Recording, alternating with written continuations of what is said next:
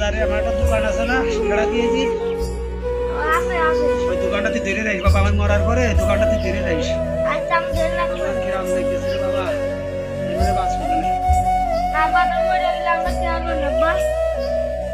আব্বা আব্বা আব্বা রে আরে বাবা মরে গেছে আব্বা মরে গেছে আব্বা আব্বা রে আব্বা তো মারা গেছে দোকানটা তো ধরে রাখতে গেছে গায়ে দোকানটা ধরে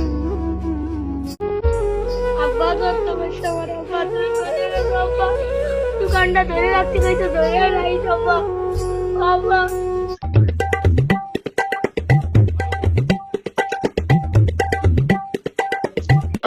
কিরে দোকানওয়ালা তো মারা গেছে, তাই কথা করছে কিনা রে? আমার আব্বা মরে গেছে আব্বা তুই এখানে কি করছিস? ভাই আমার আব্বা মরে গেছে তা মরা হয়ে গেছে দোকানটা ধরে রাখছি ভাই তুমি কি করলে? তোমার দোকান ধরে রাখতে কইনি তো, তোমার দোকানে ঝাপ উঠে ব্যবসা শুরু করতে, ব্যবসা ধরে রাখতে কইছে তোমার, বোঝনি? তুমি দোকান যদি সারা জীবন যদি ধরে রাখো তাহলে ওই কোনোদিন ব্যবসা হবে না।